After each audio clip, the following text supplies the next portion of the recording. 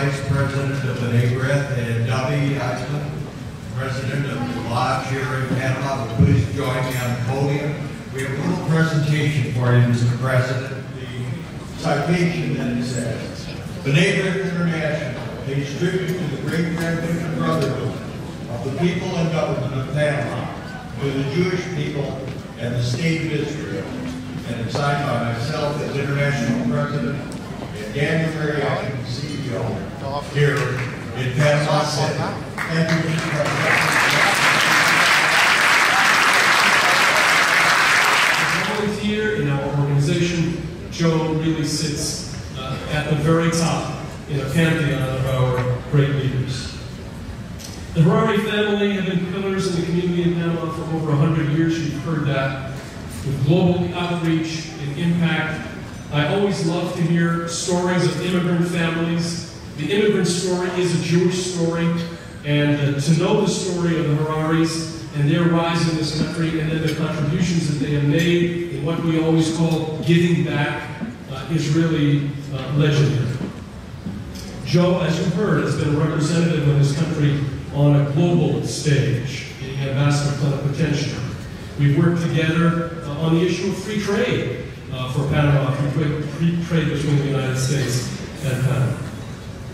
The Harari brothers are all recipients of Panama's highest reward for their contributions to the welfare of the people of this country. And the brothers have all been recognized by Panama City for their outstanding contributions. Now, it's on my final point that I want to dwell for a moment. All the brothers have served as examples to the next generation of leaders. The story of the Harari family is a great story, and it's a great story if you worry, as all of us do in the Jewish community, if you worry about Jewish continuity. This is always on our minds. It's always, there are only 14 million of us. So that means that it's important when we think about our future that there be a Jewish community. The Harari family has made a special contribution, the brothers, their wives, their families, to the understanding of why Jewish continuity is important. And here, I want to pay special respect and pay special notice to Joyce Harari. Joyce is a... This says, honoring Joseph Harari and Raymond Morris and Sion Harari for their lifelong devotion to B'nai B'rith, the Jewish people, and the state of Israel. Gentlemen, congratulations.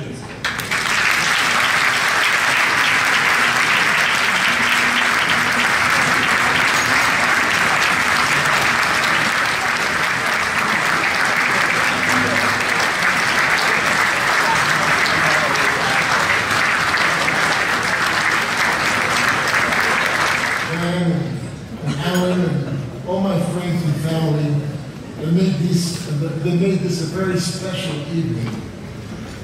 There's a need to express my sincere appreciation for everyone tonight in the program. You're being here, part of the tribute in honor of me and my brothers. I really thank Alan Jacobs and Richard Holzer and Mayor Sid Ladron, the President of the Supreme Court, Luke Powell, Bobby Eisman, Dan Mariashim, and friends. I really appreciate this special award. Public commitment 9 years ago, before the Israeli disengagement from Gaza, and since this public commitment was given, 15,000 rockets were launched from Gaza into Israel, 4,000 only in the last several weeks. So, of course, this is very frustrating to fight an area that's supposed to be totally demilitarized. So, it was without a full occupation of Gaza, even for a few weeks, but a full control of Gaza. Director has a question for you, Minister. Mr. Minister, I know that. Hello, Dan. Good afternoon. Mr. Minister, my question relates to Iran. During the middle of the operation in Gaza, announcement was made about the extension of the P5+1 talks with the Iranians over their nuclear program. That would bring us sometime into October at the conclusion of this 4-month extension. Do you see anything coming out of this? And what is your prognosis for this particular negotiation going forward? First, I thank you for this question, Dan, and it's enabled me to emphasize that although we were busy with Gaza and all the public attention and the media attention, that more and more Jewish life will be lost. In the past decade, our organization, Shura Tadin, Israel Law Center, has taken the battle against the terror organizations and their financial patrons into the courts, blocking their funding, fighting them where it's most Gaza, into Sderot. We gathered the families of the children that were massacred in Merkaz Orav Yeshiva in Jerusalem. We took families that lost their loved ones in suicide bombings in Eilat and Tel Aviv and filed a major lawsuit against Bank of China in New York. This lawsuit drove the Chinese crazy. It was right before the Olympic Games. They sent us warning letters to stop talking about the lawsuit. They told us that by connecting their name to terror financing, we are destroying their reputation, we are ruining their names. They threatened us with a libel suit against us in China and criminal prosecution against us in China. This is why none of us is going to China any day soon. They filed a motion to dismiss the case. The motion was denied, and now we are in the discovery and deposition stage. In a particular corner, all over town, but particularly in one corner, right across from where, but it's a street that leads down to the hospital. That's the way to do it. On that corner, lo and behold, I was building Plaza New York for the Jew and all his brothers. Amazing, amazing. No, many people don't remember this. Mansif Nafeh doesn't exist anymore. Plaza New York is still there. Of course, they also did the abuse. Excelentísimo Presidente Juan Carlos Varela, Presidente de la República de Panamá, Presidente de la Corte Suprema de Justicia, Rosario Prado, su esposa, Excelentísima Vicepresidenta de la República de Panamá, Isabel Sanabria, por venir a Panamá para compartir mi visión de país en aquella ocasión y escuchar de viva voz sus preguntas y preocupaciones. Hoy regreso ante ustedes como presidente de la República de Panamá para garantizarles mi compromiso con el crecimiento de nuestro país y el cumplimiento de las propuestas de mi plan de gobierno El Pueblo Primero, pero lo más importante, con liderizar un gobierno que va a traer. The president of Panama was born in 1963.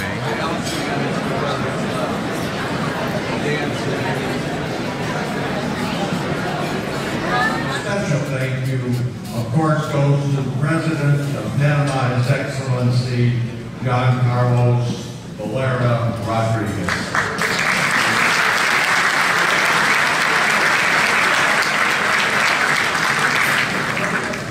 In addition, I would like to recognize some other dignitaries who are with us tonight.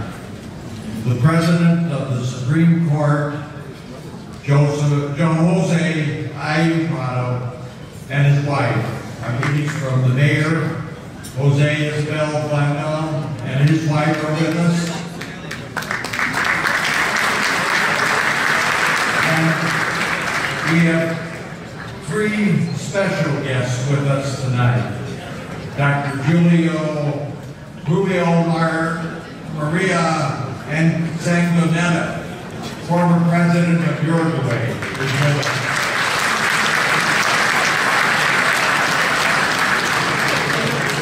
Ambassador of the State of Israel to Panama, Alexander Kelly, and his wife are with us. And the Ambassador of Uruguay to Panama, Ana Marie Bamba. Community and corporate leaders around the globe. from presidents to CEO of Fortune 500 companies, we have recognized outstanding leadership, community spirit, and philanthropy throughout. Ante todo, quiero felicitar a ustedes, muy especialmente, por la reunión que vienen realizando, especialmente a Daniel, que hoy ha conducido unos debates. Set up meetings to meet with people at the UN who are part of the UN structure. We met just last fall with Maggie Moon, the executive director. Into our schools, or synagogues, or cemeteries, or whatever. They said, well, let's do one thing. Let's get a target. Let's get one guy. And we chose this guy.